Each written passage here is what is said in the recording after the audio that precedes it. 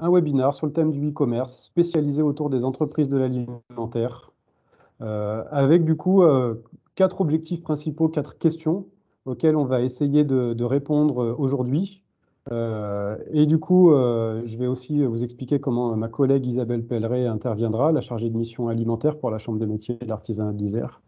Donc les 4 questions auxquelles on va essayer de répondre. La première, c'est voilà, je suis une entreprise de l'alimentaire, alors soit restaurateur, traiteur, boulanger, pâtissier, charcutier, je fabrique des produits alimentaires, enfin voilà, tout un petit peu le panel des entreprises de l'alimentaire aujourd'hui. Et ben, comment je vends mes produits en ligne et quelle plateforme je dois utiliser. Donc je vous détaillerai quelques plateformes, je vous indiquerai quelques méthodes de vente en ligne. Je pourrais malheureusement pas, compte tenu du délai et du temps qu'on a aujourd'hui, toutes vous les détailler, mais je vous donnerai quelques indications et un petit peu sur le fonctionnement de ces différentes plateformes. Une fois qu'on a vendu en ligne, la question, c'est aussi celle des modes de livraison. Donc voilà, quel mode de livraison je privilégie pour livrer mes clients ou pour en tout cas qu'ils puissent accéder aux produits qu'ils ont achetés sur ma plateforme. La question de l'encaissement, une fois que le choix du mode de livraison aussi a été sélectionné, il y a la question de l'encaissement qui est primordiale. Et donc c'est là où tout l'intérêt de la Banque Populaire Auvergne-Rhône-Alpes va se présenter. Ils vont venir vous présenter du coup un module de paiement spécifique qui s'appelle PayPlug. Donc voilà, comment j'encaisse mes clients sur le net. La BPORA va venir nous présenter cet aspect-là. Et du coup, il y a aussi des enjeux réglementaires autour de la vente de denrées alimentaires en ligne. Et là, c'est bien ma collègue Isabelle Pelleret, la chargée de mission alimentaire pour la Chambre de métiers de l'Isère, qui interviendra sur cette question-là, parce qu'on s'est dit, on s'était posé cette question, au-delà de comment je vends mes produits, comment je livre et comment j'encaisse, la question qui s'était posée, c'est la vente de denrées alimentaires en ligne. Est-ce qu'il existe une réglementation spécifique autour de cette activité-là?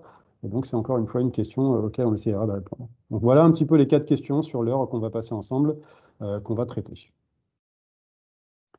Ça convient pour tout le monde. Allez, ben, j'enchaîne. Donc, quelle solution pour vente en ligne? Donc, vous allez voir, je vais vous présenter différentes solutions. La première solution que je tenais à vous présenter, c'est celle dite des places de marché. Une place de marché, qu'est-ce que c'est? Alors, je vous en mets une définition et après, on va rentrer un petit peu plus dans le détail. Une place de marché, c'est un site internet de e-commerce, de vente en ligne, qui offre un espace de vente à un vendeur. Donc, vous, chef d'entreprise, vous allez pouvoir disposer d'un espace de vente où se retrouve donc l'offre. Donc, une place de marché, c'est bien plusieurs vendeurs, plusieurs professionnels, voire dans certains cas des particuliers. Donc, une place de vente où se retrouve l'offre, les vendeurs et la demande, les acheteurs, que ce soit des particuliers, des professionnels, dans le cadre de marketplace en B2B. Les marketplaces, donc les plus importantes qu'on connaît aujourd'hui, et du coup celles aussi qui travaillent sur l'alimentaire. J'en ai mis 3 ici. Donc là, on est bien sur des marketplaces généralistes. Amazon est une marketplace de l'alimentaire. eBay en est une. Donc là, on a bien effectivement 3 marketplaces généralistes sur lesquels vous, chef d'entreprise, vendeur, vous allez pouvoir disposer d'un espace de vente pour aller mettre en vente vos produits à destination de particuliers, voire de professionnels, s'ils souhaiteraient en acheter, pourquoi pas. Et du coup, on n'a pas forcément l'habitude, on ne se dit pas que par exemple sur Cdiscount, aujourd'hui, on peut acheter de l'alimentaire, et pourtant c'est bien le cas, je vous ai mis une capture d'écran. Donc je suis allé sur Cdiscount, Cdiscount a un module spécifique qui s'appelle Cdiscount à table. Je vous inviterai aussi, pourquoi pas par la suite, à consulter vous-même hein, sur Internet, Cdiscount à table. Et du coup, c'est un site qui est vraiment uniquement Cdiscount dédié à la vente de produits alimentaires. Alors celui-ci, Cdiscount, à table, il s'est associé avec un autre dont je vous parlerai par la suite, qui s'appelle Pour de Bon, qui est aussi une marketplace dédiée au monde de l'alimentaire. Et donc, vous voyez sur la slide, hein, on a tout en haut différentes catégories, avec du coup la boucherie, la fromagerie, crèmerie, la poissonnerie, les fruits et légumes, l'alimentaire bébé, l'épicerie salée, sucrée, les boissons, etc. Et donc, un vendeur type, je vais prendre un exemple, les terres d'Adour, qui est là vraisemblablement comment dire, un agriculteur qui du coup élève, pourquoi pas, ses bêtes et du coup transforme certains produits, va pouvoir disposer d'un espace de vente pour mettre à la vente. Donc là, l'exemple que je vous ai pris, c'est voilà, des magrets de canard, des cuisses de canard confites ou pourquoi pas des pâtés ou des terrines. Et donc voilà, le particulier, l'acheteur va se rendre sur Cdiscount, sur cette place de marché. Il va pouvoir consulter les produits, il va pouvoir effectuer une commande et recevoir les produits chez lui. Donc là, on est bien sur des places de marché dites généralistes, auxquelles on ne pense pas forcément, et malgré tout, vous, vendeurs, aujourd'hui, vous avez la possibilité d'aller sur ces places de marché-là. Alors de toute façon, toutes les places de marché dont je vous parle, comment est-ce qu'elles fonctionnent? Soit certaines fonctionnent avec un abonnement mensuel, plus après des commissions sur les ventes, soit certaines ne fonctionnent qu'avec des commissions sur les ventes. Voilà, type enfin, Amazon, du coup, ou Cdiscount, il faut aller regarder, mais normalement, eux, ces plateformes-là, vous allez devoir payer un abonnement mensuel, plus après un pourcentage sur chacune des ventes qui est réalisée. Voilà comment ces entreprises-là et ces plateformes-là se rémunèrent. Donc il faut bien avoir conscience quand on vend sur ces plateformes-là que la marge est tronquée du fait de la commission qui est prise par l'acteur de la plateforme elle-même. Après, on a des places de marché sur lesquelles vous, entreprise alimentaire, vous allez pouvoir vendre vos produits. Des places de marché plus spécifiques. Je vous en ai mis trois. Encore une fois, on retrouve la plateforme Pour de Bon, qui est une plateforme qui est vraiment très connue avec beaucoup d'acteurs qui sont présents dessus. Une autre qui s'appelle La Ruche qui dit oui, et une troisième qui s'appelle Épicerie. Voilà, encore une fois, il en existe des multitudes. Je vous ai mis là trois exemples un petit peu vraiment très représentatifs du marché, qui sont des plateformes qui sont entre guillemets nationales, qui ne sont pas des plateformes locales, je vais en parler par la suite. Sur la présentation que je vous enverrai, j'ai mis derrière chacun des logos que je vous présente ici le lien vers le site internet correspondant. N'hésitez pas à aller jeter un petit coup d'œil, à aller regarder les différentes formalités d'inscription, voir les tarifs qui sont pris par la plateforme pour être présent. Mais encore une fois, on va retrouver le même principe sur ces plateformes-là que sur celles que je vous ai présentées avant, à savoir que vous allez pouvoir, vous, vendeurs, disposer d'un espace pour aller mettre en vente vos produits, donc créer des fiches produits avec des photos, avec des descriptions, avec une tarification. Et les places de marché, en fait, vont gérer pour vous tout l'aspect du paiement et du coup, derrière, vous envoyez la commande pour la livraison. Donc, tous ces aspects-là, vous n'avez pas à les gérer du fait que vous payez un abonnement auprès de la plateforme. Donc là, on a vraiment trois places de marché spécialisées, dédiées au monde de l'alimentaire. Et je vous ai mis aussi, du coup, trois places de marché, là, dites plus locales. Donc, celles-ci sont des places de marché pour deux d'entre elles, celle qu'on voit au milieu, consommer local en ligne, Pays Voironnais Shop, qui est une place de marché du Pays Voironnais spécifiquement. Donc, si vous êtes installé sur le Pays Voironnais, ça peut être intéressant d'aller travailler dessus. Donc, elle fonctionne comme les autres. Il y a En bas de ma rue. En bas de ma rue est une place de marché, la iséroise, qui a été créée par la Chambre de commerce et d'industrie du Nord-Isère. Et donc là, c'est pareil. Vous, entreprise, vendeur de l'alimentaire, vous pouvez aller vous inscrire sur la plateforme et vous mettre en ligne vos produits pour que les clients puissent acheter en ligne.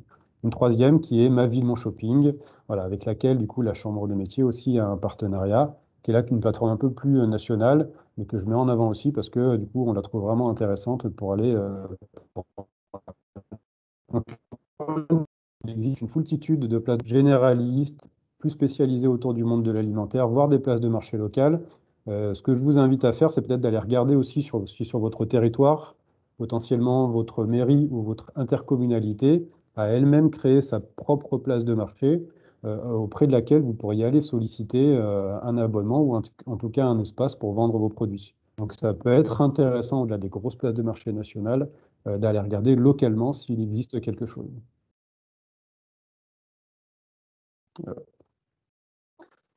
Quels sont les avantages et les inconvénients des places de marché? Alors, les avantages des places de marché, c'est déjà de réussir à toucher de nouveaux clients. Grâce aux places de marché, vous allez disposer d'un visitorat, ou en tout cas d'un nombre de personnes supplémentaires qui potentiellement peuvent être intéressées par vos clients. Ce que je vous ai montré tout à l'heure avec la Terre d'Adour sur Cdiscount, c'est absolument pas une entreprise que je connaissais. Je suis allé sur Cdiscount, j'ai tapé Magret de Canard et j'ai trouvé cette entreprise-là. Donc, grâce à la place de marché, la Terre d'Adour, et du coup potentiellement vous, demain, vous aurez la possibilité de toucher de nouveaux clients et donc, ne pas vous adresser uniquement aux clients que vous possédez déjà. Vous allez, grâce aux visitorat de ces différentes places, toucher de nouveaux clients. Vous allez être plus visible sur les moteurs de recherche, type Google, parce que généralement, ces grosses places de marché, plutôt les nationales, sont très bien référencées. Et donc, quelqu'un qui chercherait certains produits, potentiellement, aurait plus de facilité à tomber sur les fiches produits issus comment dire, de votre espace de vente sur les moteurs de recherche. Donc une meilleure visibilité sur les moteurs de recherche grâce à ces différentes places de marché. Et vous allez pouvoir bénéficier des avantages techniques de la plateforme, à savoir, effectivement, la plateforme, généralement, va gérer pour vous tout l'aspect technique des commandes, toute la mise à jour de la plateforme, ce n'est pas vous qui avez la gérer. Toute la question, effectivement, du paiement, généralement, est intégrée dans l'abonnement. Donc voilà, il y a des avantages techniques. Quand on travaille sur une plateforme, type celle qu'on vient de présenter, les seules choses que vous avez à faire, c'est aller compléter l'ensemble des fiches produits de la manière la plus précise possible et derrière récolter les commandes, les préparer et les faire partir. Donc on bénéficie grâce à ces places de marché des avantages techniques de la plateforme. Les inconvénients de ces places de marché, c'est qu'il est difficile de fidéliser ses clients, puisque en fait les clients s'adressent à une place de marché et pas forcément à une entreprise. Elles trouvent le produit qu'elles cherchent sur la place de marché, et du coup vous êtes noyé dans un flot, ce n'est pas un client qui vous appartient directement. Au départ, le client va s'adresser à Cdiscount, à Pour de Bon, ou pourquoi pas En Bas de ma rue. Bon, après, du coup, il va falloir voir vous comment vous allez réussir à le fidéliser, mais la fidélisation est plus compliquée sur une place de marché que sur votre propre site internet qu'on va aborder par la suite. Et de ce fait, il y a une très forte concurrence sur ces places de marché, donc il est difficile de réussir à se démarquer sur ces différentes places de marché. On est un petit peu noyé dans la foule, effectivement, des différents vendeurs. On a une rentabilité plus faible sur une place de marché que sur son propre site internet, encore une fois, parce que la place de marché, étant donné que vous bénéficiez de ces avantages techniques et de tous les avantages qu'on vient d'évoquer, et ben, du coup, prend une commission, voire un abonnement. Donc la rentabilité est forcément plus faible quand on travaille sur une place de marché que quand on travaille en direct avec son client. Il y a différentes questions qui s'inscrivent, j'essaierai d'y répondre par la suite.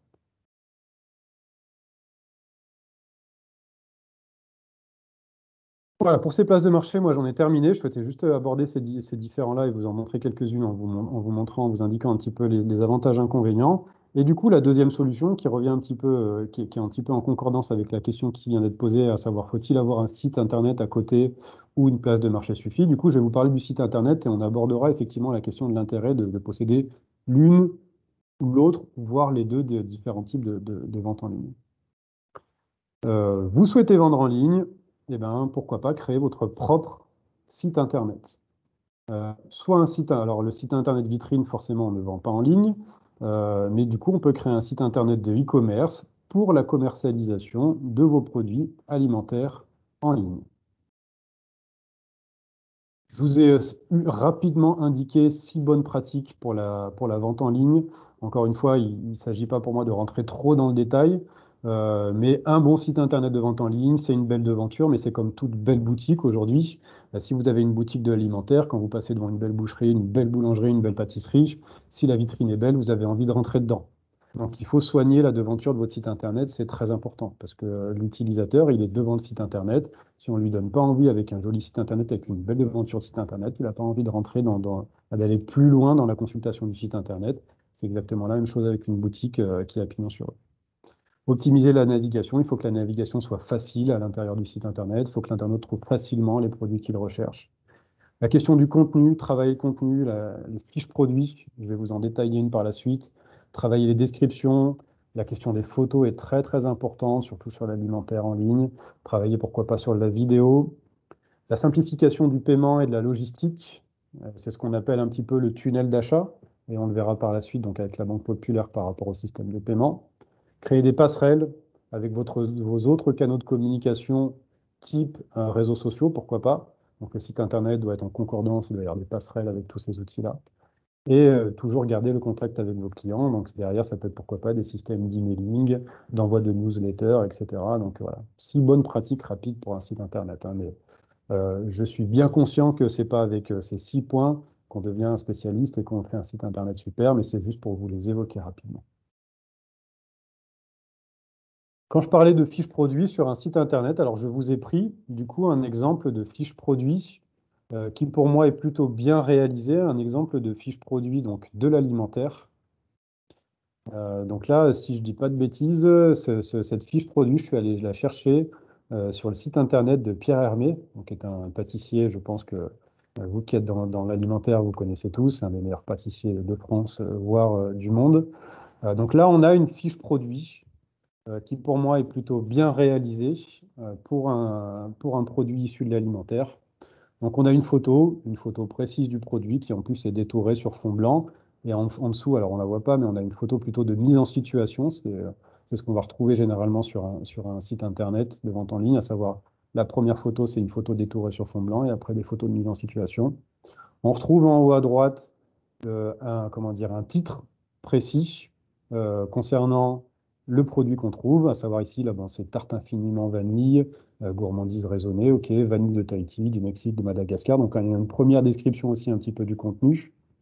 Alors là, c'était une offre spécifique, donc il nous met disponible de telle date à telle date. Parce que, voilà, on a bien uniquement du coup cette offre qui est disponible à ce moment-là.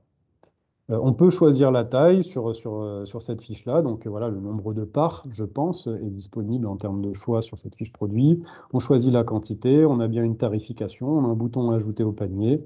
On a derrière en dessous ce qu'on appelle des éléments de réassurance sur cette fiche produit, à savoir l'expédition du coup à domicile ou pas. Alors pour ce produit, on nous dit que c'est indisponible. Alors, il n'y a pas de livraison potentielle à domicile.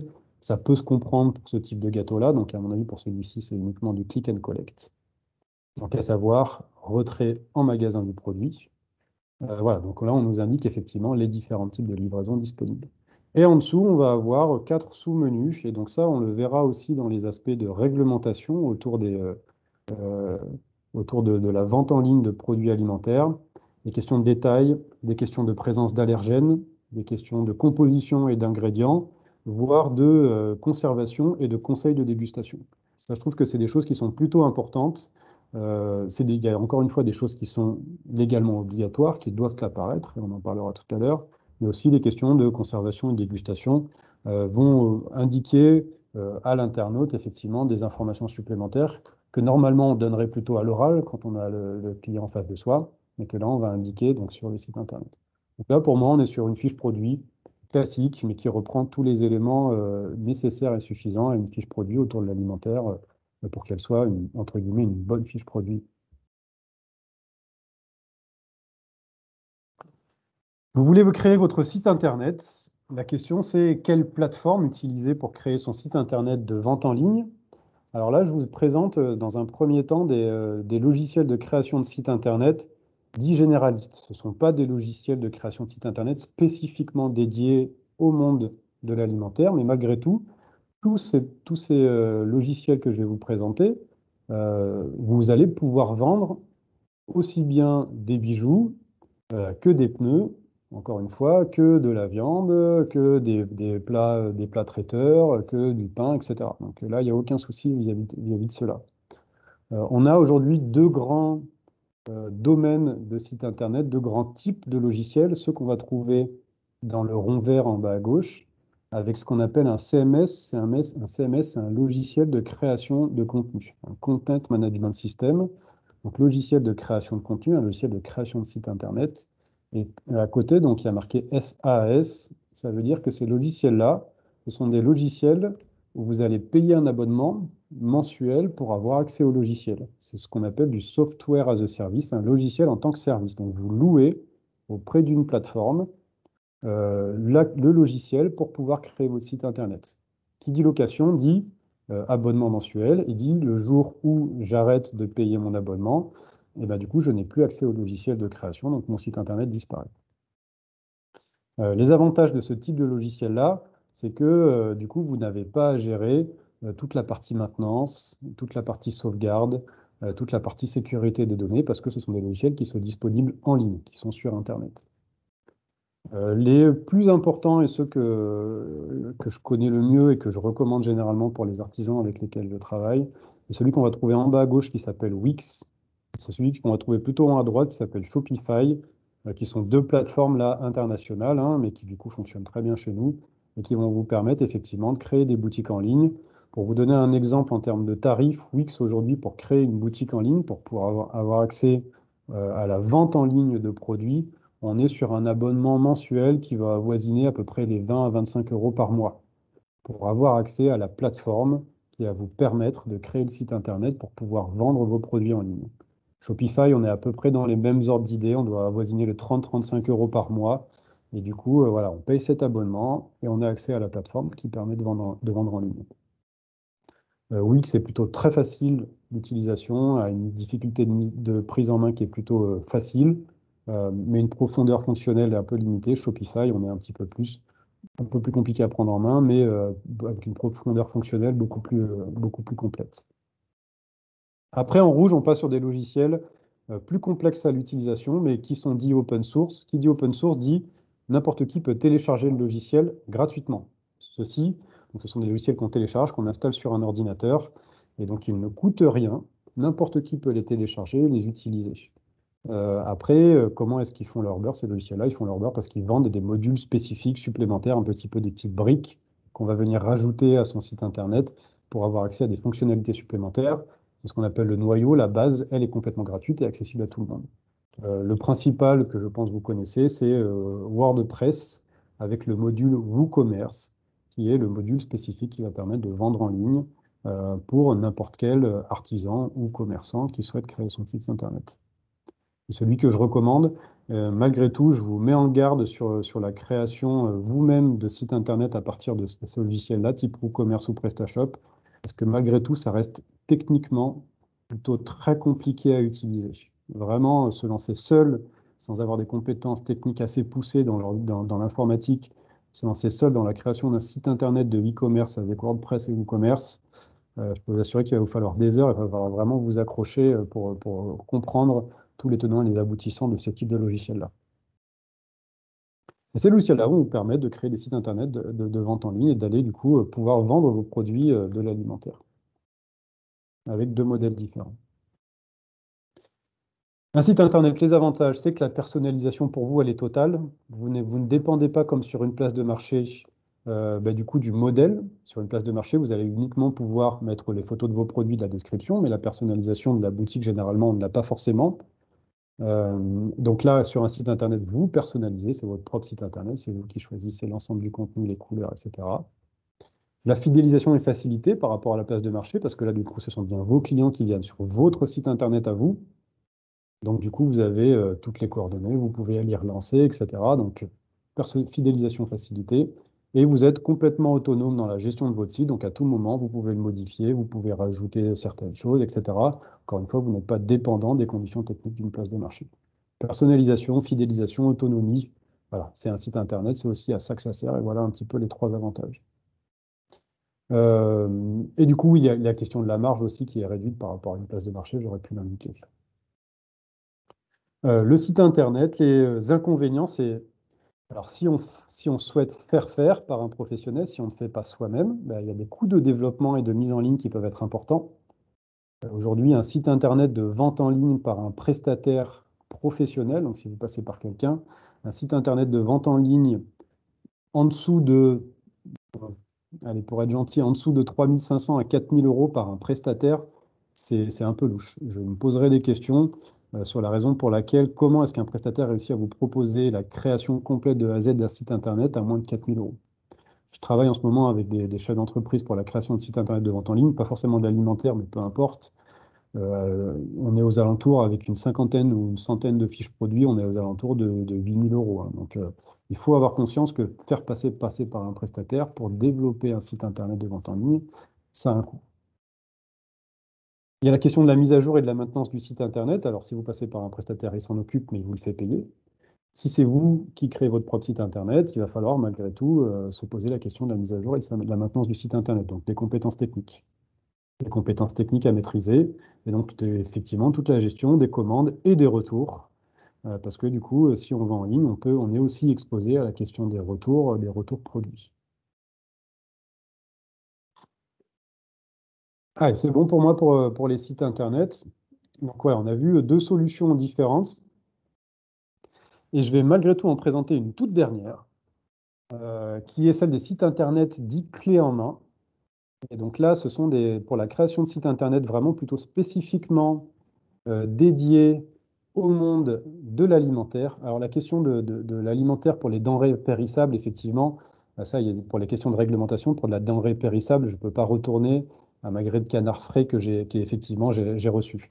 Par contre, pour d'autres types de produits qui ne sont pas périssables, Là, il faut regarder, et on pourra en discuter tout à l'heure avec Isabelle Pellerin, il faudra regarder effectivement quelles sont les conditions de retour possibles. Donc là, on a pour la création de sites internet clés en main, spécialisés autour du monde de l'alimentaire. J'en ai mis 3, encore une fois, vous retrouverez les liens directement derrière chacun des logos, ça vous connectera au site internet. J'ai mis Dood, Awashop et Speedle. Là, on est sur des abonnements mensuels qui avoisinent plus généralement les 80, 90 ou 100 euros. Et donc ça, c'est des plateformes clés en main, tout intégrées, vraiment spécifiquement dédiées au monde de l'alimentaire. Donc là, on ne parle pas de place de marché, mais bien votre propre site internet vitrine à vous, chef d'entreprise, avec du coup qui va pouvoir, auquel vous allez pouvoir accéder à toutes les fonctionnalités spécifiques au monde de l'alimentaire. Donc vous avez un site internet vitrine et vendeur, donc avec le catalogue en ligne, etc. Toute la gestion du click and collect, avec du coup soit en portée, soit le retrait des commandes, est intégrée sur ces sites internet-là. Il y a aussi la question de la vente sur place, avec la création de possibilités d'opportunités d'achat sur place. La gestion de la livraison, donc, est intégrée sur ces sites internet-là. Pouvoir diffuser via des QR codes, donc des liens vers vos fiches produits, etc. Et derrière, tout le système de gestion des commandes, des créneaux, des réservations, des disponibilités. Donc là, on est vraiment pour la création de sites internet clés en main, dédiés au monde de l'alimentaire. Donc là, c'est encore une fois, ça vous facilite, ça vous prémâche le travail pour vous, chef d'entreprise de l'alimentaire, mais du coup, avec des coûts un petit peu supérieurs.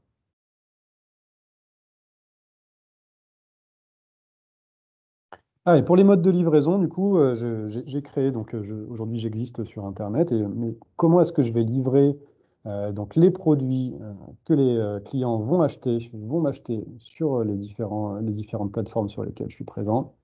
Donc là, je vous ai mis les 3 grands modes de livraison. Alors le dernier étant pas vraiment un mode de livraison, mais un mode de retrait de commande, soit par transporteur classique, et on le verra, soit par un tiers. Et donc je vous présenterai l'exemple qu'on connaît tous, qui est celui de Uber avec Uber Eats ou Deliveroo, qui sont à peu près de toute façon les deux mêmes types de prestataires, ou forcément en click and collect. Voilà un petit peu les 3 grands modes de livraison aujourd'hui qu'on peut trouver. Avant de vous présenter les 3 modes de livraison, je voulais juste revenir sur quelques enjeux logistiques. Il y a toujours un calcul des frais de transport qui sont à réfléchir. La question de l'emballage, du transport lui-même, la question de l'assurance, est-ce que je prends une assurance pour le produit que j'expédie, et la question des retours, donc qu'on abordera aussi un petit peu par la suite, qui est un petit peu spécifique effectivement sur la question du monde de l'alimentaire. Et malgré tout, l'emballage, le transport et l'assurance, c'est des choses auxquelles il va falloir penser et du coup qu'il va falloir créer par rapport au produit que vous allez envoyer. La question de l'emballage, effectivement, aujourd'hui, pour la livraison, on le sait, hein, généralement, les colis sont plutôt malmenés, donc il va falloir penser à bien emballer vos produits, surtout si, par exemple, j'envoie de la terrine, il peut y avoir des pots en verre, donc il va falloir faire attention que tout ça soit bien emballé pour pas qu'il y ait de casse à l'arrivée. La question de la gestion des stocks, quel système de stockage, quelle gestion des stocks, et quelle mise à jour des stocks sur le site Internet.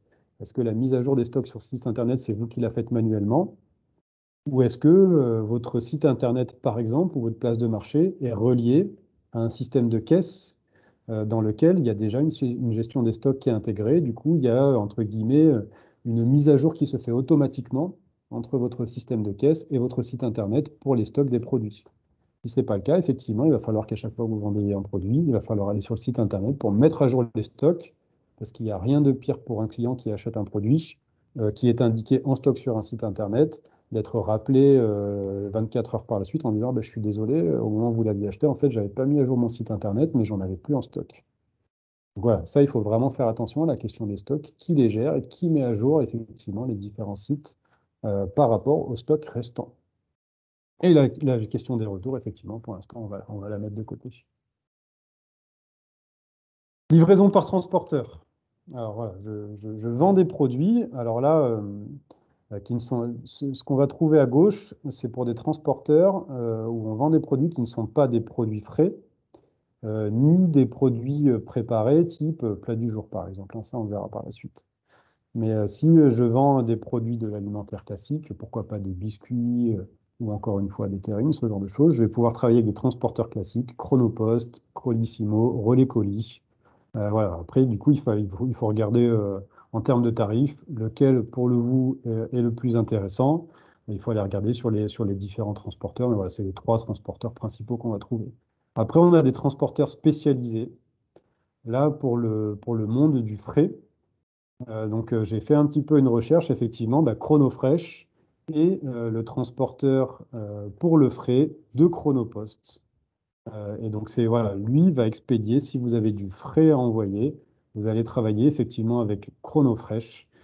Et du coup, là, il va falloir aller regarder vraiment en termes de tarification, quels sont les tarifs qui sont affectés à la livraison de produits frais, parce que concrètement, c'est absolument pas la même chose que d'envoyer des produits par transporteur classique. Les tarifs sont beaucoup plus élevés, donc il faut vraiment faire attention à ça. J'ai travaillé il n'y a pas longtemps avec un glacier qui du coup a un site internet de vente en ligne et qui envoie dans toute la France. Concrètement, envoyer un bac de glace de 1 litre à Lille, il peut y en avoir pour plus cher de frais d'envoi via Chronofresh que de produit lui-même, hein. Ça veut dire qu'un bac peut coûter 8 ou 9 euros, un bac d'1 litre pour un artisan glacier à l'achat, et on peut en avoir pour 10 ou 15 euros de frais d'envoi de ce produit congelé, en plus, là, du coup, à l'autre bout de la France. Donc effectivement, la question qui se pose, c'est quel est l'intérêt pour moi d'aller travailler, à partir de quel volume j'envoie du frais, et du coup, voilà, comment est-ce que je répercute le prix effectivement de la livraison auprès du client. Vraiment, ce sont des questions à se poser. Et une alternative au transport frigorifique classique, c'est Sandbox. J'ai trouvé ça plutôt intéressant. En fait, là, vous allez acheter non pas des cartons, mais des colis spécifiquement dédiés à l'envoi de frais. Donc, vous allez pouvoir, en fait, vous acheter une box, vous mettez votre produit frais à l'intérieur, vous la scellez, et du coup, après, c'est Chronopost qui, de manière classique, va prendre en charge votre colis, qui est du coup dans une box réfrigérée et qui lui, c'est Chronopost qui va effectuer comment dire, la livraison. Donc en fait, c'est pas un camion frigorifique spécifique, mais c'est bien une box réfrigérée qui est brevetée et qui du coup est pris en charge par un transporteur là classique. Donc ça peut être une alternative intéressante. Mais vraiment, la chose qu'il faut faire de toute façon, c'est effectivement calculer l'ensemble des frais liés à la livraison du produit que vous allez expédier.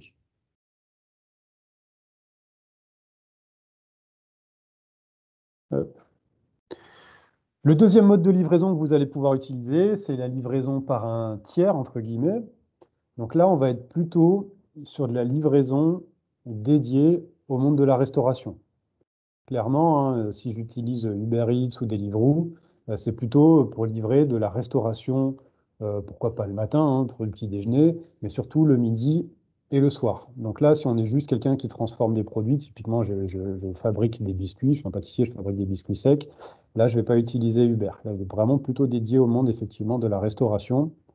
Encore une fois, ces systèmes de livraison par un tiers type, Uber Eats ou Deliveroo, ou Just Eat, qui en a un troisième, ce sont plutôt des modes de livraison qui sont urbains, voire ultra-urbains. Concrètement, moi, alors, sans me cacher, hein, j'habite à Voiron. À Voiron, Uber Eats, aujourd'hui, je crois qu'il y a peut-être une personne qui livre Uber Eats, mais de toute façon, je suis même pas sûr qu'il doit y avoir peut-être un ou deux restaurants. Donc, ouais, on est sur une ville de 25-30 000 habitants. Et en fait, Uber Eats aujourd'hui est quasiment inexistant sur les villes de ces tailles-là. Donc, on est vraiment sur de l'urbain, ultra-urbain.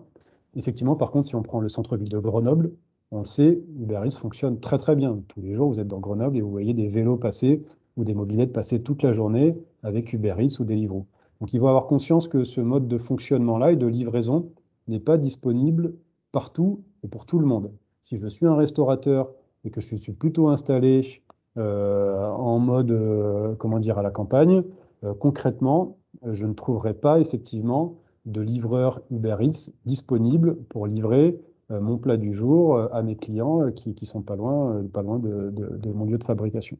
Donc encore une fois, plutôt un mode de livraison dédié au monde de l'urbain ou de l'ultra-urbain. Comment ça fonctionne? En fait, du coup, vous avez une plateforme qui s'appelle Uber Eats ou Deliveroo. Les clients se rendent dessus, trouvent autour d'eux les restaurateurs qui les intéressent, ils passent une commande. Et du coup, comment ça fonctionne pour vous, en tant que chef d'entreprise, restaurateur ou pourquoi pas traiteur? Et ben, du coup, il y a une marge qui est prise et cette marge, en tout cas le pourcentage, dépend du type d'abonnement que vous allez prendre auprès de la plateforme.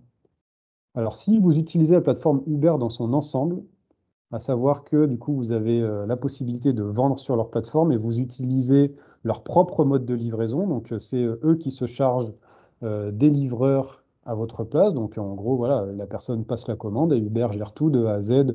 C'est elle qui contacte le livreur récupère le colis sur votre point de vente, de fabrication et l'emmène.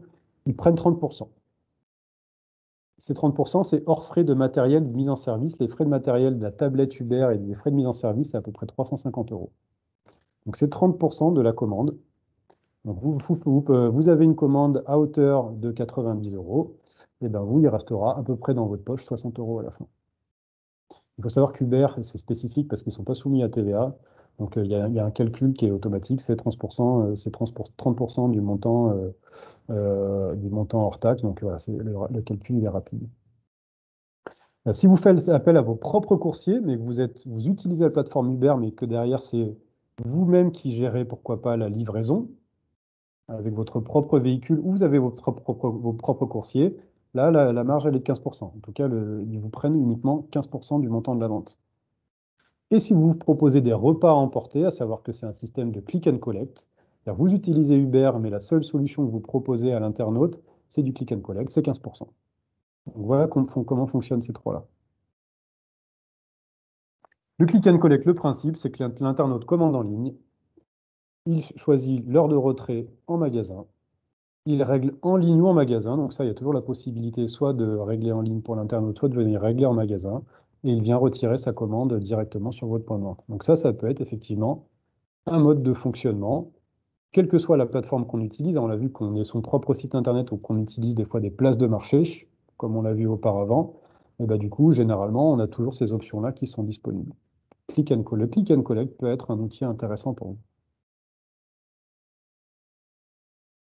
Le click and collect, l'avantage pour le vendeur, c'est que c'est un nouveau service sans perte de fréquentation physique, qu'il y a de la vente additionnelle, qu'il y a de l'étalement du trafic client, ça veut dire qu'on peut étaler effectivement en fonction des horaires le trafic client, qu'on dispose d'une visibilité à Internet malgré tout. Et pour le client, les avantages, c'est qu'il n'a pas de frais de livraison, qu'il sait qu'il est sûr que le produit soit disponible, donc qu'il réserve son produit en ligne, il vient le retirer, le produit est bien disponible. On a moins d'attente si on a mis un système de coupe-fil, et on peut bénéficier de bons plans ou de réductions en ligne. Voilà un petit peu tous les avantages du click and collect, côté client, côté vendeur. Allez, j'en ai terminé pour ma partie à moi, et du coup, je vais laisser la main à la Banque Populaire, à Vincent Roissac et Fabrice Nouhan, pour la question des solutions d'encaissement. Merci Florent, je vais prendre, Merci. le relais. Je me présente rapidement, Fabrice Nouhan, je suis responsable de l'expertise e-commerce et flux à la BPORA et on va co-animer cette partie dédiée aux solutions d'encaissement avec mon collègue Vincent Roissac qui se présentera tout à l'heure. Ouais, le choix de la solution d'encaissement, c'est un aspect important de la réflexion que vous aurez à mener dès lors que vous envisagez la mise en place d'un parcours marchand digital. C'est celui effectivement d'une brique d'encaissement, c'est-à-dire d'un module qui va vous permettre de transformer les intentions d'achat de vos clients et de vos prospects en chiffre d'affaires et in fine en crédit sur votre compte bancaire. Donc parmi les différents critères, et on va y revenir, nous on considère que cette brique d'encaissement, elle doit cocher un certain nombre de cases, elle doit être suffisamment flexible pour permettre de répondre à un champ large de situations d'encaissement à distance, et puis est riche au plan des fonctionnalités qu'elle propose pour faciliter au maximum l'acte d'achat.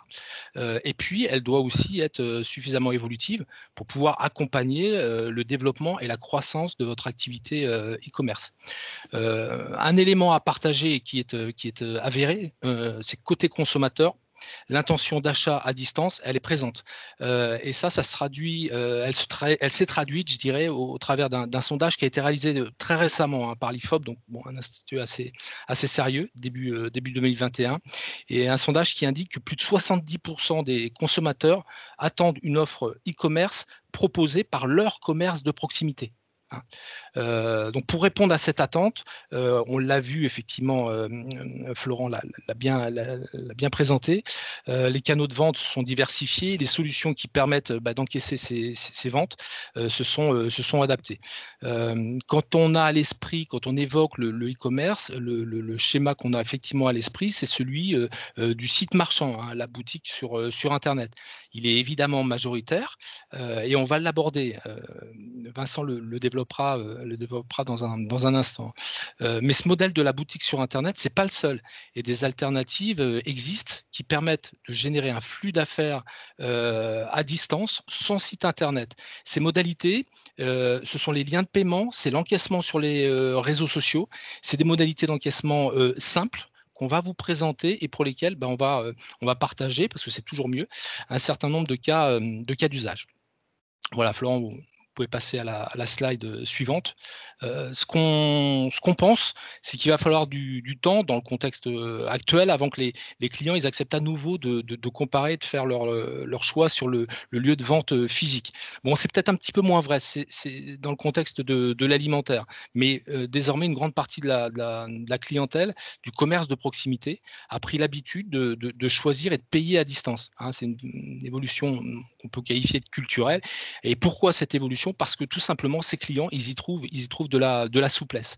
Cette évolution, on pense qu'elle est, et les avis convergent, hein, on pense elle est durable et qu'il s'agit donc effectivement de s'adapter à cette attente, c'est-à-dire de proposer à la clientèle le choix de son parcours d'achat, un parcours bien sûr sur le lieu de vente physique qui reste le socle, hein, un parcours d'achat digital pour les activités qui ne s'appuient pas sur effectivement un achat réalisé sur un point de vente physique, ou plus certainement la combinaison des deux. Lieu d'achat, donc de vente effectivement physique, digitale à distance, qui permettent de laisser aux consommateurs, à votre client, à vos prospects, le choix de la préférence du canal au moyen duquel ils souhaitent consommer. Alors bon, certains d'entre vous disposent peut-être déjà d'un site vitrine, d'une visibilité sur le net. Il est sans doute opportun, dans ce contexte-là, d'envisager de transformer cette vitrine en site marchand et donc en fait de lui associer simplement une brique de paiement pour permettre effectivement d'offrir à ses clients un parcours digital complet et sécurisé. Voilà, ce qu'il faut avoir à l'esprit, un élément important, c'est que cette clientèle en e-commerce, elle a une caractéristique, c'est qu'elle est beaucoup plus volatile. Hein. En quelques clics, elle peut très facilement changer de fournisseur. Donc, c'est important de lui offrir un parcours d'achat le plus fluide possible, de façon à viser un objectif, c'est celui de transformer un maximum de prospects en clients. Et pour ce faire, des leviers existent. Et c'est Vincent qui va vous les présenter. Je te laisse la parole, Vincent.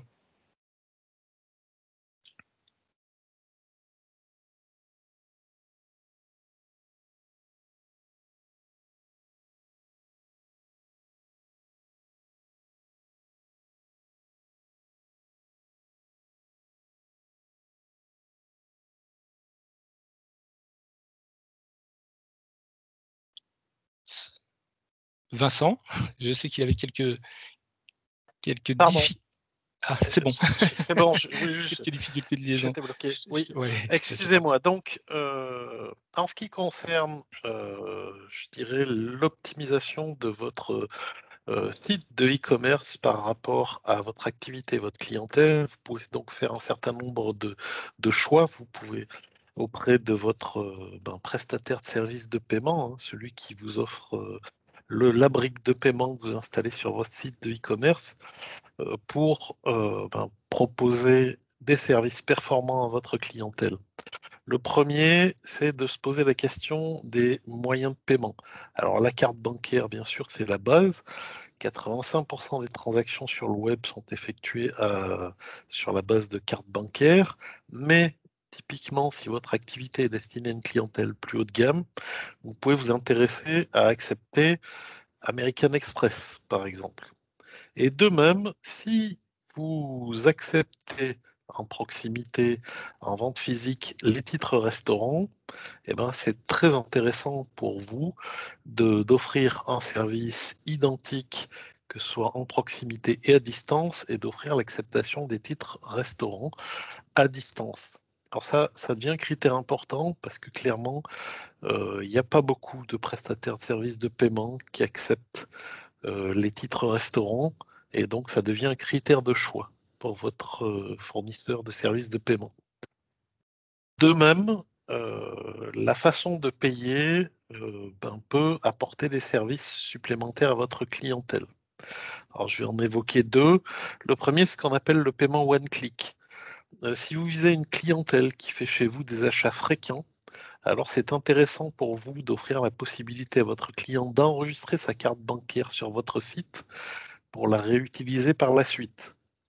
Alors, en fait, elle n'est pas enregistrée sur votre site, elle est enregistrée sur le site du prestataire de services de paiement qui s'occupe de toutes les obligations sécuritaires pour protéger les données des cartes bancaires de vos clients.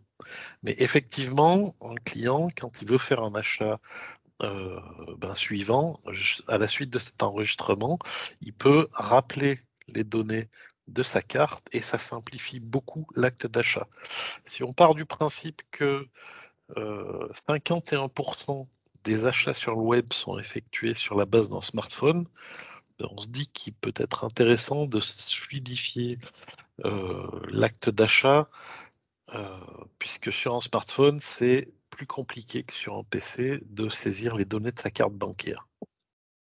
Un autre type de paiement, alors lui aussi qui n'est pas proposé par de nombreux PSP, mais qui est particulièrement bien adapté à une cible clientèle qui est dans l'alimentaire, c'est ce qu'on appelle le paiement différé. C'est-à-dire que le client fait sur votre site une commande, à occurrence par exemple de 100 €, et vous ne présentez pas immédiatement ce paiement en banque, vous attendez le jour de l'expédition, et au moment de l'expédition, vous pouvez réajuster à la baisse, et uniquement à la baisse, le montant du paiement par rapport à ce que vous expédiez réellement. Alors là, ça vous paraît un peu compliqué. Avec un exemple, vous allez comprendre tout de suite. Si vous vendez des fruits et légumes, c'est très très difficile d'arriver à un total juste et prédéterminé à l'avance. Typiquement, si quelqu'un vous achète 20 € de pamplemousse, c'est difficile de tomber juste sur 20 €. Par contre, si quelqu'un vous achète 20 € de pamplemousse et que vous lui en expédiez pour 19,40 €, ça conviendra. Par contre, ces 60 cents, cette fonction de paiement différé, vous permet au moment de l'expédition, vous vous rendez compte que le client voulait 20 €, vous en expédiez pour 19,60 €, finalement, vous n'encaissez que 19,60 €.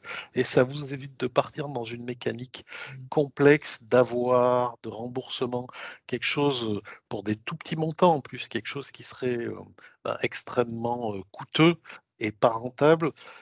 Ça permet au client, le client est satisfait, il n'est facturé que pour ce qu'il consomme, et vous, ça vous simplifie votre gestion. Donc le paiement différé, là aussi, très peu de prestataires de services de paiement offrent ce service, mais pour certains d'entre vous, ça peut être particulièrement indiqué comme solution. Voilà, j'ai fait le tour un petit peu des critères qui permettent d'identifier un PSP particulièrement adapté à votre clientèle. Et comme Fabrice l'avait dit, tout ne passe pas par un site de paiement, et je vais le laisser développer tout ce qui est solution d'encaissement sans site, c'est-à-dire le lien de paiement. Tout à fait, ces solutions alternatives, qui sont clairement effectivement plus légères et plus rapides dans leur mise en œuvre que la mise en place à proprement parler d'un site marchand. Donc des solutions qui peuvent être, envisagées comme une forme de première étape, un moyen un peu privilégié de découvrir le e-commerce, ses exigences, mais aussi son potentiel dans le contexte propre de votre activité, avant, possiblement, dans un second temps, de mettre en place une boutique à proprement parler.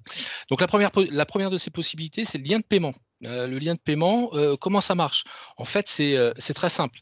Le principe, on vous met à disposition, vous accédez donc à une application sur laquelle vous allez saisir les caractéristiques d'un règlement à encaisser. Les caractéristiques, c'est très simple, c'est un montant, possiblement un commentaire, une référence, et en parallèle, vous allez récupérer auprès de votre client soit son email, soit son numéro de téléphone portable. L'application va générer un lien URL que vous allez ensuite pousser à votre client par mail ou SMS.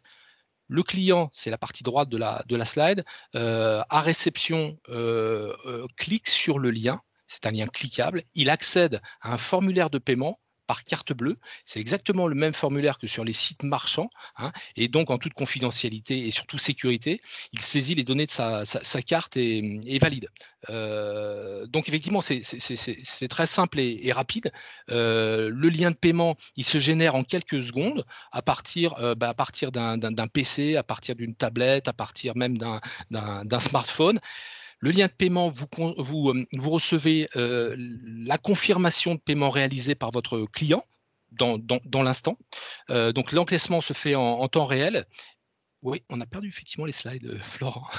L'encaissement se fait en temps réel et vous bénéficiez, parce que ça c'est incontournable évidemment, de la garantie de paiement comme sur un site marchand à proprement parler.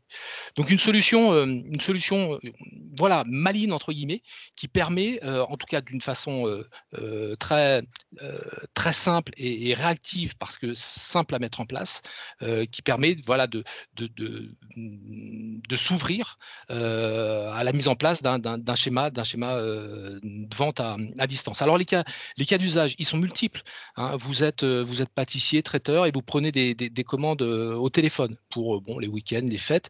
Votre besoin, c'est d'encaisser des acomptes pour sécuriser ces commandes. Donc très simple, il vous suffit d'envoyer un mail ou un SMS à votre client en y ajoutant le lien de paiement, hein. Et donc dès que le client paye, vous êtes informé et vous pouvez valider sa commande et donc lancer les travaux entre guillemets liés effectivement à cette réservation qu'il vous a faite. On a un traiteur assez emblématique des Halles de Lyon qui l'utilise dans ce cadre, en schéma en fait de click and collect. Le client commande et vient prendre livraison, je dirais, de sa commande aux Halles de Lyon. Donc le lien de paiement, là effectivement j'ai évoqué la génération d'acompte, mais il en va de même pour les factures, hein. Vous pouvez les envoyer par mail avec le lien de paiement et encaisser ainsi vos règlements. Autre cas d'usage, surtout exemple, je dirais lié à un usage fait par nos clients. On a un client caviste qui a monté son propre service de boxing. Alors ce client, en fait, il a constaté qu'il avait moins de fréquentation au cœur de l'après-midi. Et il a eu l'idée, pour combler effectivement, voilà, l'idée de permettre à ses clients de découvrir de nouvelles cuvées en leur proposant un assortiment.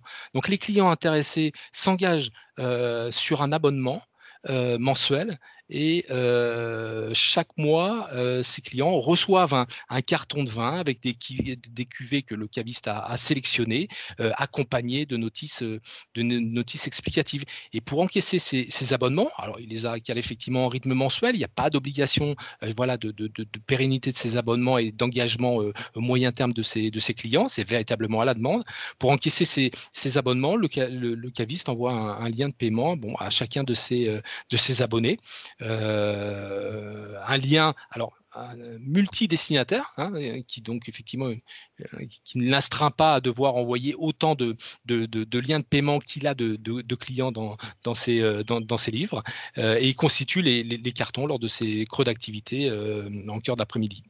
Voilà les cas d'usage les cas d'usage sur le lien de paiement sont véritablement très larges. Cette solution-là, on l'apparente à une forme de couteau suisse d'encaissement sécurisé à distance, hein. Il permet également de recouvrer des impayés, un client qui s'est engagé à vous régler par chèque, qui a oublié tout simplement, vous le contactez, effectivement il est confus de son oubli, vous lui proposez de dénouer effectivement son règlement immédiatement grâce aux liens de paiement et au règlement par carte bancaire. Donc l'un des avantages aussi forts du lien de paiement, c'est qu'il permet effectivement d'améliorer votre trésorerie, puisqu'en fait, vous encaissez immédiatement un acompte et un règlement par mail ou SMS. Donc voilà, le lien de paiement, c'est plus rapide que le virement et c'est plus sûr que le chèque. Et c'est un élément effectivement qui vient favoriser les niveaux de vos trésoreries. Voilà ce qu'on pouvait assez rapidement dire sur les liens de paiement qui sont clairement, effectivement, ça on peut en témoigner, ce sont des dispositifs qui séduisent de plus en plus d'utilisateurs. Et ça, à la BP Aura, on en a été les témoins et on l'est toujours, effectivement, mais on en a été les témoins depuis l'an passé. Je vais repasser la parole à Vincent pour qu'il vous parle d'une autre modalité qui, effectivement, ne s'appuie pas sur l'existence d'un site marchand, l'encaissement à partir des réseaux sociaux. Oui, donc en fait, l'idée, en fait, c'est de prendre un lien de paiement, de l'encapsuler avec un tout petit peu de code et de le faire apparaître comme un carré cliquable, comme vous le voyez dans l'exemple. En fait, sur un réseau social, vous êtes capable de poster une photo, un descriptif pour un produit. Vous postez également ce petit ensemble de code avec un lien de paiement qui est généré automatiquement par l'outil qui vous est fourni sur Internet. Vous demandez la génération de ce qu'ils appellent un bouton de paiement et il vous donne une section de code. Vous le recopiez, vous l'intégrez dans votre page et ça apparaît comme ça, comme ce carré bleu. C'est cliquable et derrière, c'est la même mécanique qu'un lien de paiement. On se retrouve sur un environnement de paiement, carte bancaire sécurisée, donc un environnement d'encaissement à distance. Alors évidemment, pour le bouton de paiement sur les réseaux sociaux, le premier cas d'usage auquel on peut penser, c'est celui du restaurateur, justement, celui qui n'est pas du tout dans une mécanique Uber Eats ou Deliveroo, qui se trouve dans des villes plus petites ou dans un environnement moins urbanisé, et qui malgré tout veut faire des plats emportés. Il lui suffit de prendre une page Facebook et tous les matins, quand il prépare son menu, il publie la description de son menu en face des différents éléments qu'il vend. Il met des boutons de paiement et ainsi les clients intéressés peuvent prépayer les plats qu'ils viendront retirer dans le restaurant. Donc ça, premier cas d'usage. Deuxième cas d'usage, un chocolatier quand approchent les fêtes, Pâques en particulier, veut faire la promotion d'une création originale, il a la possibilité, effectivement, sur Instagram, il publie une photo de son œuf décoré ou de son lapin ou de son cygne en chocolat avec une belle photo, un bouton de paiement en face pour ceux qui veulent le produit et il peut ainsi vendre directement sur Instagram.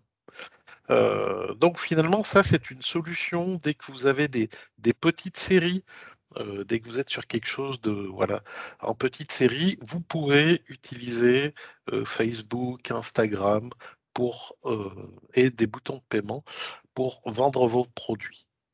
Il y a un deuxième aspect d'usage qu'on a trouvé auprès d'un de nos clients, qui est plutôt de l'animation de communauté virtuelle. Donc, on a une cliente fromagère qui gérait une communauté virtuelle sur Facebook de passionnés du fromage. Et en fait, elle a eu l'idée quand même de monétiser cet investissement régulier qu'elle faisait pour animer sa communauté Facebook. Et elle a décidé en fait de publier chaque semaine un bouton de paiement avec une promotion. C'est le fromage de la semaine qui est en promotion sur Facebook. Et donc, ses clients achètent, en cliquant sur ce bouton, une certaine quantité de fromage qu'ils viendront retirer à la boutique. Donc, c'est de l'animation commerciale qu'on va qualifier de classique. Ce qui diffère un petit peu du classique, c'est qu'elle est effectuée auprès d'une communauté virtuelle et la fromagère nous a dit que depuis qu'elle procède comme ça, elle a constaté une hausse sensible de la fréquentation de sa boutique et une augmentation de son chiffre d'affaires. Donc, on peut arriver, pour peu qu'on dispose d'une communauté virtuelle, on peut faire de l'animation commerciale sur cette communauté virtuelle avec des boutons de paiement.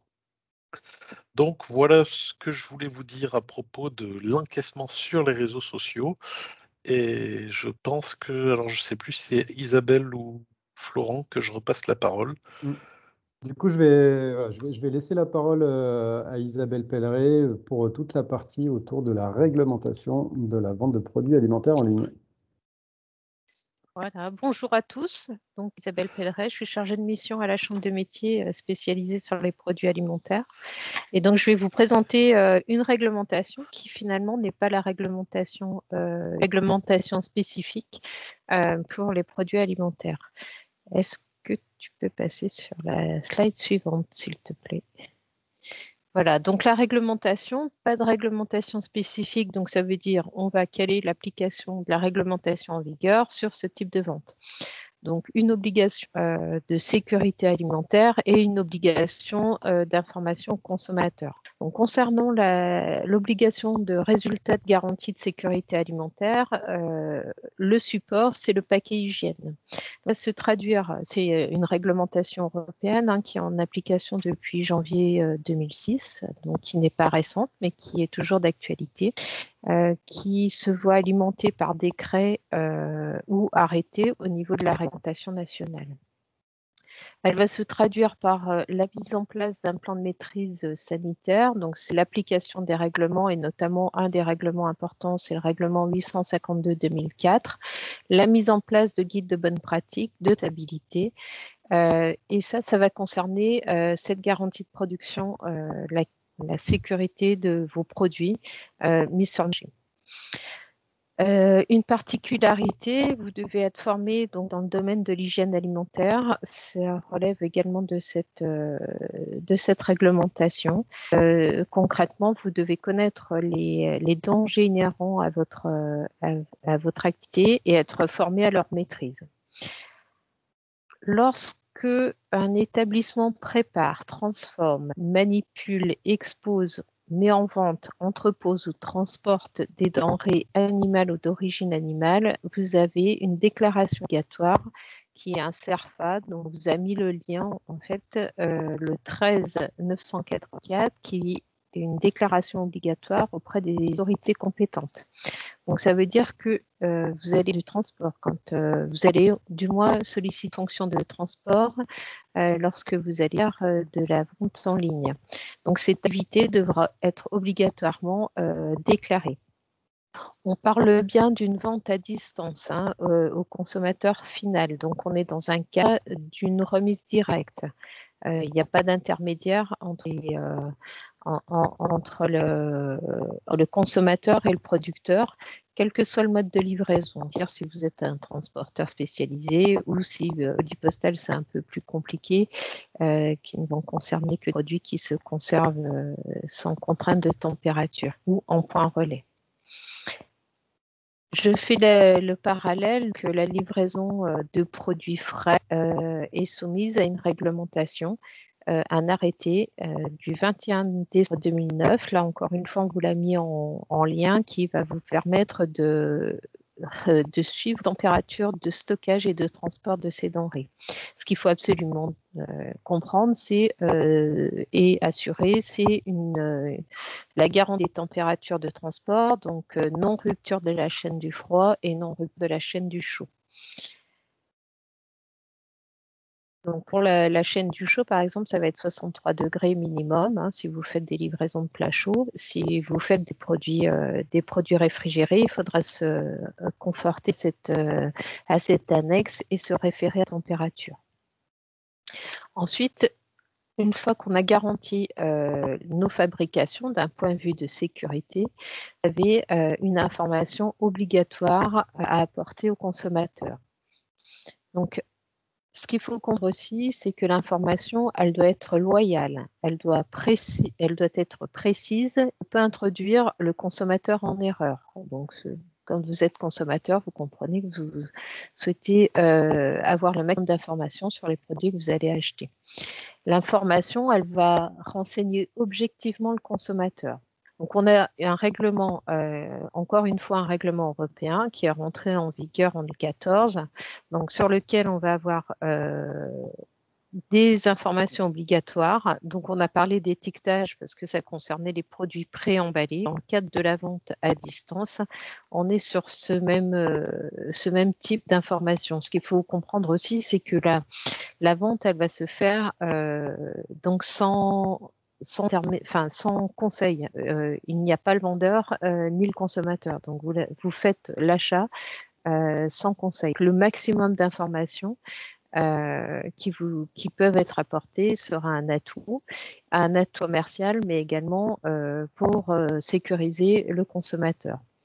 Donc, parmi les mentions commerciales, vous avez la dénomination de vente qui va être évidemment obligatoire, mais c'est ce qu'on a vu tout à l'heure avec la présentation du produit que Florent vous a fait. C'est une information minimale, l'état physique et sa présentation à la vente, le prix de vente à l'unité et le prix de référence, qui peut être au kilo, au litre, au 100 grammes, par exemple. La présence d'allergènes qui va être aussi obligatoire. Ça, ce sont des informations que l'on doit retrouver quand on fait de la vente en boutique. Concernant des informations qui peuvent être obligatoires dans le cadre de cette vente en ligne, la liste des ingrédients est très importante puisqu'on peut avoir un produit qui n'évoque aucun ingrédient. Donc, c'est important de savoir quels sont les produits qu'on peut retrouver. La quantité de certains ingrédients, la quantité nette du produit. Donc, si on achète une portion de 500 grammes ou une portion d'1 kilo, c'est différent. Donc, et ça correspond à une unité de vente. Le titre alcoolométrique, qui peut être si vous êtes armé par des boissons alcoolisées. Les coordonnées de l'entreprise. Donc le nom et l'adresse, notamment quand on vend de la bière, le numéro de lot du produit, le mode d'emploi et les conditions particulières de stockage. Donc, ils sont très importantes parce que ça va conférer une qualité aussi d'utilisation et de dégustation de vos produits. La présence d'allergènes. Donc, on voit très bien que c'est aujourd'hui, c'est une obligation. Et ça fait partie d'un danger concernant la consommation des produits. La déclaration nutritionnelle qui est obligatoire sur des produits dits préemballés depuis décembre 2016. Et puis, des informations concernant l'origine de certains produits. Donc, du lait, de la viande, qui sont utilisés en tant qu'ingrédients. Donc, pour le lait, c'est dès lors qu'on aura 50% minimum pour le lait présent dans les produits. Et pour la viande, c'est dès lors qu'on aura 8% de viande. Donc, ce qu'il faut savoir aussi, une petite particularité, si vous utilisez des matières premières qui ne sont pas issus du même pays de fabrication. C'est-à-dire que vous fabriquez vos produits en Isère et vos matières premières arrivent, je ne sais pas, peut-être d'Angleterre, d'Italie. Vous avez obligation, dès lors qu'elle rentre à hauteur de 50% dans votre produit, de mentionner l'origine de cette matière première. Concernant la date limite de consommation ou la date de durabilité minimale, c'est-à-dire la date de conservation de votre produit, elle peut être fournie qu'au moment de la livraison et en tout cas avant la conclusion de la vente à distance. Voilà pour les informations qui seront obligatoires, dans le cadre de la vente en ligne. Alors, ces informations, on peut comprendre aussi qu'elles vont être un support marketing et qui vont également vous démarquer par rapport à d'autres propositions de produits. Donc, le maximum d'informations que vous allez apporter sera un plus. Ok, merci Isabelle, pardon. Du coup, c'est effectivement, en fait, la question qu'on se posait au départ, c'est est-ce qu'il existe une réglementation spécifique à la vente de produits en ligne? Et comme on le voit, il n'y a pas en fait une nécessité d'avoir une réglementation spécifique, mais si je ne dis pas de bêtises, d'appliquer déjà les réglementations en vigueur autour du monde de l'alimentaire de manière générale. Et comme l'a dit Isabelle, effectivement, plus il y a d'informations sur les fiches produits, plus ça va être un avantage marketing et aussi une différenciation par rapport à vos concurrents. Et donc, potentiellement, un atout pour finaliser la vente auprès du consommateur. Ok, donc, du coup, on a terminé avec l'ensemble de la présentation. Donc, ce que je vais faire, c'est que je vais aller récupérer du coup les différentes questions qui sont issues du chat. Et comme ça, on va essayer potentiellement de répondre aux questions dans un premier temps. Donc, si vous avez peut-être d'autres questions, n'hésitez pas à les indiquer aussi maintenant. Je vais essayer du coup de reprendre les questionnements les uns après les autres. Alors, la première question qui avait été posée par Cédric au départ, c'était la vente à distance de la marketplace est obligatoire ou on peut en prendre une autre. Alors, généralement, il faut regarder sur les marketplaces, mais généralement, ils ont leur propre système effectivement de livraison. Il faut regarder quelles sont les conditions qui sont affectées à chacune des marketplaces. Est-ce que vous pouvez avoir votre propre système de livraison ou non? Généralement, eux, ils ont leur système de livraison qui est inclus dans le système. Donc ça, c'est par le type de marketplace qu'il va falloir aller regarder. Il n'y a pas de réponse universelle. Faut-il avoir un site à côté ou une marketplace suffit? Alors ça, c'est en termes de stratégie, c'est à vous de voir, hein. On a vu les avantages et les inconvénients de chacun des outils. On a vu qu'effectivement, avoir une marketplace, c'est intéressant parce que vous allez avoir la possibilité d'accéder à un visitorat supérieur, donc potentiellement de toucher une clientèle que vous ne connaissiez pas jusqu'à aujourd'hui. Donc l'avantage de la marketplace, il est là, et c'est que techniquement, vous n'avez pas à gérer. Donc ça peut être intéressant d'aller travailler sur une marketplace pour du coup disposer de ce visitorat supérieur. Et à côté de ça, avoir votre propre site internet, c'est intéressant parce que du coup, vous le gérez de A à Z, les marges sont supérieures, et donc vous pouvez aussi comme ça vous adresser à votre clientèle plus régulière. Votre clientèle régulière vous connaîtra votre nom. Donc, quand elle cherchera à acheter un produit issu de votre propre entreprise, c'est votre site internet sur lequel elle se dirigera en priorité. Quelqu'un qui ne vous connaît pas du tout, mais qui cherche à acheter un type de produit correspondant à ce que vous produisez aujourd'hui, potentiellement, grâce à la marketplace, vous allez pouvoir réussir à le toucher. Donc c'est une stratégie, là, il faut regarder, encore une fois, il y a une question de coût aussi qui va forcément rentrer en jeu. Il n'y a pas de réponse définitive à apporter, c'est vraiment une stratégie qui est propre à chaque entreprise. Bon, la question du retour, effectivement, pour de l'alimentaire, je ne sais pas si Isa, tu veux peut-être apporter une Ça me précision paraît là-dessus. compliqué. Voilà, je n'ai rien lu sur ce sujet, mais ça me paraît très compliqué, notamment sur une denrée périssable, dans la mesure où une des contraintes fortes, c'est de garantir les températures de transport, en fait. En cas de conservation, pas de rupture ni de la chaîne du chaud ni de la chaîne du froid. Donc, un retour. Je suppose que c'est un peu normal que je n'ai pas vu de communication là-dessus. Ça me paraît complètement compliqué et voire impossible. À la limite, ça peut se traduire par une réclamation, mais on ne fait pas de retour de denrées périssables. Bien sûr, ouais. Là, de toute façon, c'est pareil. Sur votre site internet, ça entrera dans ce qu'on appelle les conditions générales de vente, où doit apparaître clairement que de toute façon, les retours sont impossibles. Il n'existe pas de retour pour les denrées périssables. Donc, une fois que l'achat est effectué, effectivement, le retour n'est pas possible, sauf effectivement réclamation et derrière potentiel remboursement au client, encore une fois, suivant les conditions générales de vente qui sont affectées au site internet. Effectivement, sinon, ça me paraît un petit peu impossible. Peut-on annoncer une livraison à courte distance ou vaut-il mieux proposer tout de suite une livraison nationale? Alors, je ne sais pas si Cédric est encore là et si peut-être il peut préciser la question et ce qu'il entend derrière. Je ne sais pas, est-ce qu'il est encore là, Cédric Forel?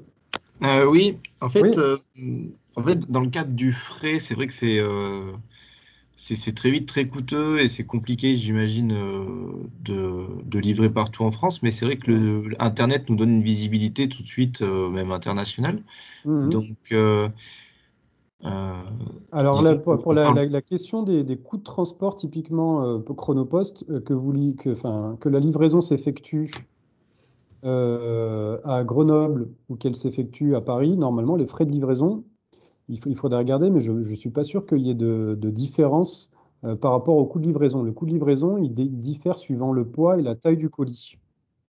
Donc, en gros, que la livraison s'effectue à un niveau local ou à un niveau national, c'est la même chose que j'envoie une lettre aujourd'hui à Grenoble ou qu'elle aille à Paris, le prix de mon timbre est le même. Donc, ce qui diffère par rapport à Chronopost pour l'envoi d'un colis, c'est le poids du colis et c'est la taille du colis. Et du coup, effectivement, il n'y a pas de différence. Alors après, il y a des différences si on envoie à l'étranger.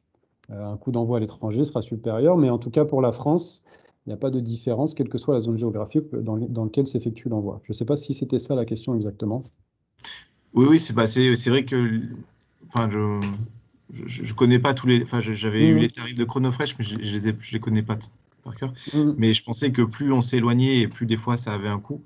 Parce que je sais quoi, il y a certains fournisseurs qui travaillent par zone de chalandise, donc il y a Mhm. par cercle de distribution.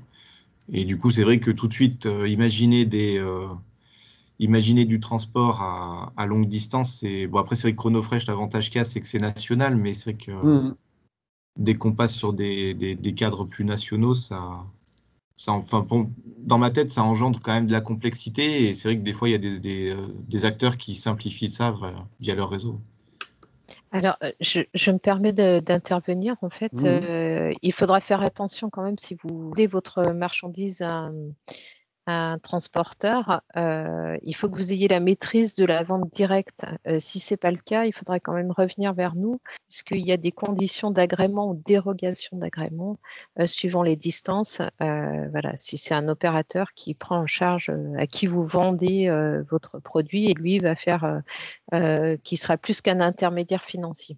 Donc, à voir quand vous dépassez le périmètre, un périmètre connu, à qui vous vendez, dans quelles conditions. Après, nous, on est sous agrément sanitaire, donc c'est vrai qu'on n'a pas Ah cette d'accord, ok. D'accord. Donc c'était une des précisions. Enfin voilà, dans votre propos, je sentais qu'il pouvait y avoir ce genre de vigilance à avoir. Donc si vous avez un agrément, pas de problème. Ouais. Ok, alors après, il y avait eu des questions autour du lien de paiement TPE, mais je vois que Fabrice, du coup, Nouan de la BP, a répondu sur la question des frais de transaction, donc n'hésitez pas à y jeter un petit coup d'œil et pourquoi pas contacter la BP Aura et votre conseiller commercial si vous le souhaitez par rapport à ces différents éléments-là. J'ai Pascal qui, peut-être Isa, tu peux y répondre, pose la question, comment faites-vous les déclarations nutritionnelles? Alors, est-ce que vous pouvez peut-être préciser la question, Pascal? Alors pour les déclarations nutritionnelles, effectivement, il faut il faut calculer. Nous, Chambre de métier, on propose des formations pour vous aider à calculer les déclarations nutritionnelles. On s'appuie sur des tables de composition de produits et par rapport à la composition de votre préparation, on fait des calculs tout simplement. Voilà, donc on vous proposera dans le slide, on a les coordonnées du service formation qui Mhm. pourront vous proposer des formations adaptées. Ok. Alors, qu'est-ce que j'ai après? Peut-on livrer sans véhicule réfrigéré? Si oui, quelle législation pour cela? Alors, du coup, livrer du produit frais, c'est Nathalie qui nous pose la question. C'est compliqué, c'est même voire interdit de livrer sans. Alors, des produits qui doivent être maîtrisés en température, vous avez donc soit des caissons isothermes, soit voilà, il y a Voilà. tout un tas de Ça veut moyens de dire transport adaptés pour garantir vos températures. Alors, juste pour vous préciser, cette garantie de température, vous devez, vous, en apporter la preuve aux autorités compétentes en cas de contrôle, c'est-à-dire que vous utilisez des moyens adaptés. Donc, si ce sont des caissons, vous avez pour le fois des plaques tectiques, sinon vous avez des systèmes maintien au chaud et puis après, voilà. Donc vous devez prendre la température au départ et à l'arrivée, au moins pour valider la méthode que vous utilisez.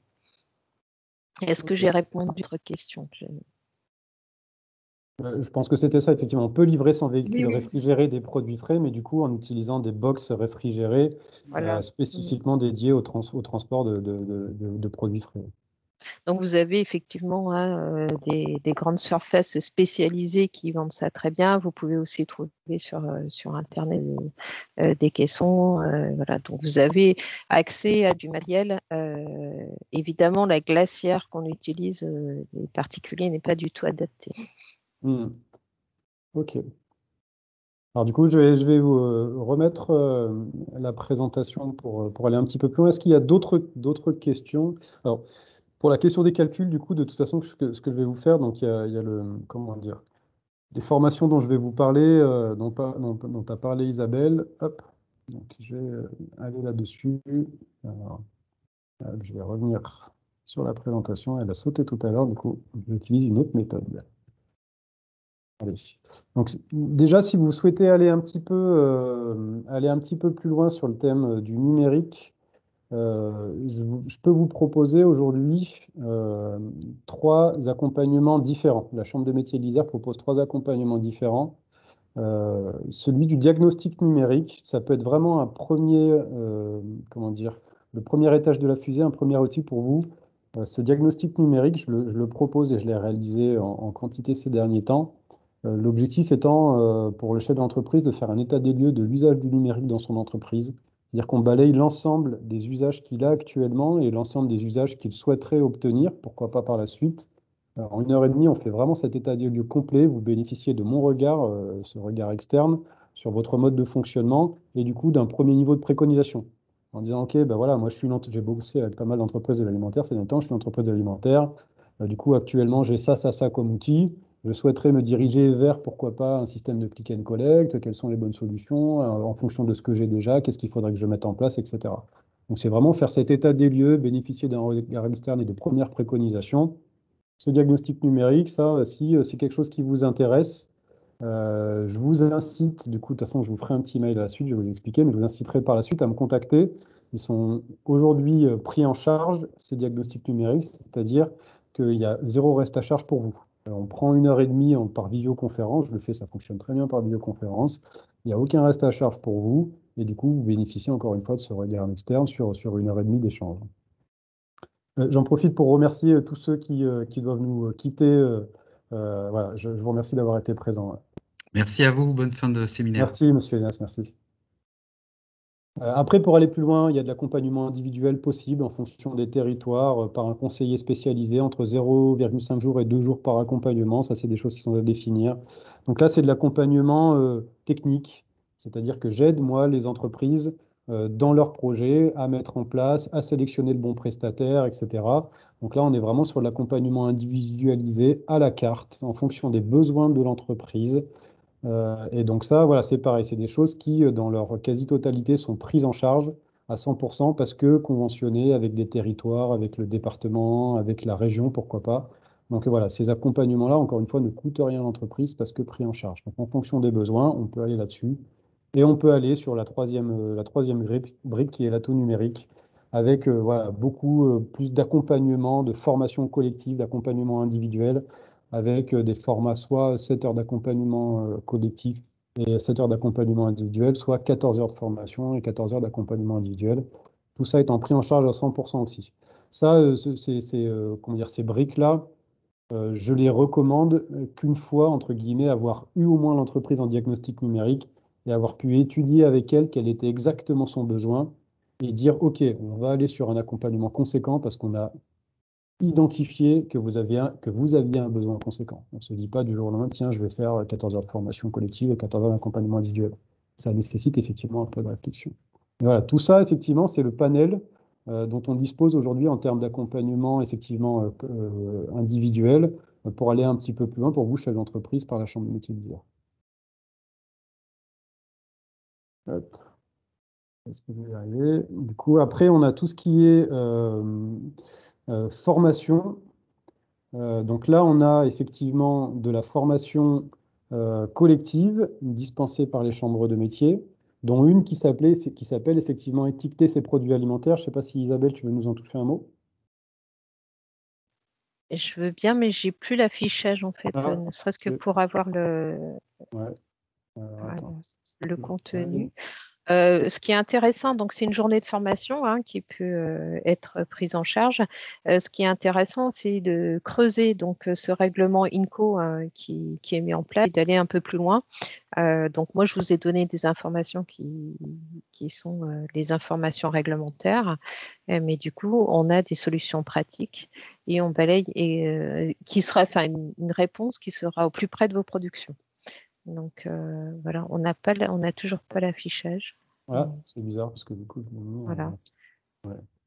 Donc l'intérêt, c'est que vos frais de formation peuvent être pris en charge et puis c'est une formation qui n'est pas très longue puisque ça dure une journée. Et l'intérêt aussi pour vous serait de venir avec vos productions, vos produits et de repartir avec les informations utiles et les déclarations nutritionnelles pour vos produits. Donc le règlement, il est quand même conséquent, il est assez, c'est une partie réglementaire, donc c'est pour vous faciliter l'appropriation de l'étiquetage des produits alimentaires, mais vous avez vu aussi sur la communication de vos produits. Voilà. Donc, on vous a mis en lien cette fiche et vous avez la possibilité de contacter le service formation pour étudier les modalités de prise en charge et les dates de session. Ok, super, merci Isabelle. Alors après, pour aller plus loin, je vous ai mis 2 dates aussi des prochains webinaires que je vais animer. Un spécifiquement dédié aux places de marché, mais là, du coup, pas que sur l'alimentaire, mais sur les places de marché de manière générale, où on rentrera un petit peu plus dans le détail de leur fonctionnement. Et un autre sur la question du RGPD, ce fameux règlement général sur la protection des données, ce règlement général européen, qui est en vigueur et auquel vous devez être comment dire, à jour depuis 2018, hein, donc ça fait bientôt maintenant 3 ans. Donc voilà, je vais animer un webinaire sur cette thématique-là, en partenariat avec, là, je pense peut-être un avocat spécialisé, tout début juillet. Donc s'il y a des dates qui vous intéressent, notez-les. De toute façon, vous recevrez vraisemblablement les invitations pour pouvoir y participer. J'ai mis après des slides voilà, pour revoir le webinaire et accéder aux différents documents. Donc, vous recevrez un mail pour vous connecter sur une plateforme qui s'appelle C'est ma connexion. C'est un hub. Et du coup, vous retrouverez sur cette plateforme-là la vidéo, le PowerPoint qui vous est présenté aujourd'hui. Voilà, vous créez un compte gratuitement et vous retrouverez plein d'informations, non pas que uniquement sur ce webinaire, mais sur tout un peu les actus métiers, etc. Il y a plein de fiches détaillées, donc hyper intéressant pour vous, chef d'entreprise. Donc, vous retrouverez les coordonnées de Vincent Roissac de la Banque Populaire Auvergne-Rhône-Alpes. Ils nous ont quittés les deux, mais du coup, je les remercie à nouveau. Je remercie Isabelle de m'avoir aidé à préparer ce webinaire et pour toutes les informations qu'elle nous a fournies. Je vous remercie tous pour votre participation. S'il y a une dernière salle de questions pour certains d'entre vous, moi, j'ai la dispo, donc je peux rester encore un petit peu si vous souhaitez continuer à échanger. Ceux qui souhaitent partir, il n'y a pas de problème. On a dépassé de 4 minutes l'horaire qui était indiqué, mais voilà, on avait pas mal de choses à se dire aujourd'hui. Mais encore une fois, je vous remercie tous pour votre participation. Je vous remercie pour vos questions pertinentes et je suis à disposition pour ceux qui le souhaitent encore. Cédric Forel, j'ai Ouais. une petite question. Toutes ces formations, Chambre des métiers, est-ce que je peux envoyer un salarié venir les faire ou c'est forcément le chef d'entreprise qui doit y participer? Bonne question. Alors, vous pouvez envoyer un salarié. Alors après, du coup, il y a des questions de prise en charge qui sont différentes. Aujourd'hui, les formations Chambre de métiers de l'Isère, la journée de formation coûte 35 €. On est à 35 € la journée pour un dirigeant. Quand c'est un salarié qui y participe, alors encore une fois, hein, je parlerai sous réserve par la suite de validation. Normalement, un salarié, c'est 210 € la journée. Et après, en fait, il y a une prise en charge de la journée de formation de votre salarié. Ça veut dire que derrière, vous allez monter un dossier formation. Au départ, il va falloir régler la somme. Et après, du coup, vous allez pouvoir la faire rembourser dans le cadre de la formation des salariés. Et donc ça, c'est notre service formation à nous, donc qui s'occupe de tous les montages techniques des dossiers. Donc, je vous incite à les appeler, à appeler le service formation de la Chambre de métier et ils pourront vous renseigner de A à Z sur tous les aspects effectivement techniques des dossiers de formation. Mais voilà, vous pouvez envoyer un salarié, mais du coup, c'est juste une question de prise en charge qui est un tout petit peu différente. D'accord. Et il existe une sorte de newsletter sur les formations où il faut que j'aille chercher l'information directement sur le site de la CMA pour voir ce qu'il y a, les nouveautés, Alors, il y a une newsletter auquel vous pouvez vous inscrire. Sur le site de la Chambre de métier. Donc, vous rentrez votre email, vous serez inscrit, vous recevrez la newsletter. Alors, je ne sais plus si c'est hebdomadaire ou mensuel. Sinon, ce que je vous incite à faire, effectivement, c'est de temps en temps aller jeter un coup d'œil sur le site internet de la Chambre de métier parce qu'on met à jour un petit peu les différentes formations parce qu'on a un catalogue, en fait, qui est un catalogue régional. Et après, en fonction des besoins des entreprises et des entreprises qu'on a en contact, on monte des formations localement. Donc, tout ça est encore un petit peu en rodage parce qu'on a fusionné là, au 1er janvier 2021 au niveau régional. Donc, il y a encore un peu d'ajustement qui est en cours en ce moment. Donc, voilà, vous inscrire à la newsletter et potentiellement aussi de temps en temps aller sur le site internet de la Chambre et jeter un œil sur les formations qui sont en cours ou qui sont programmées en tout cas. D'accord. Super. Mais merci. Après, vous nous avez en contact, hein, du coup, vous avez mon contact et celui d'Isabelle. Donc, j'ai envie de dire maintenant, vous avez ma ligne directe et celle d'Isabelle. Si vous avez une question sur une formation, sur un point technique, faut pas hésiter à nous appeler directement, en profiter d'avoir nos coordonnées pour essayer de nous contacter, soit par nous faire un mail en direct, soit nous passer un petit coup de téléphone, hein. Ça marche. Merci bien. Je vous en prie. Et Bonne du coup, journée. je vois que, ouais, vous aussi. Il y a Madame Legendre qui posait une question effectivement par rapport peut-être le plus adapté, la solution la plus adaptée pour vous aider à la mise en place et la création d'un site internet ou d'une boutique en ligne, hein. Madame Legendre, vous êtes encore là peut-être?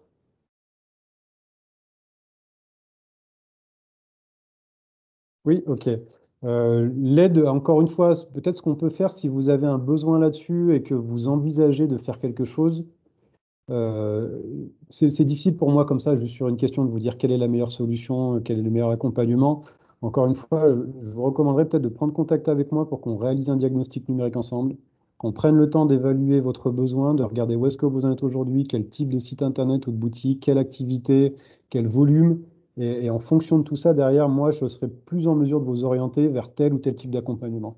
Un accompagnement lourd, court ou lourd, enfin voilà, en fonction du nombre d'heures. C'est difficile pour moi de répondre. Donc, un diagnostic numérique, 1 heure et demie ensemble, où on discute et derrière, je serai en mesure de peut-être plus vous orienter vers le bon accompagnement possible. C'est difficile de répondre de but en blanc comme ça.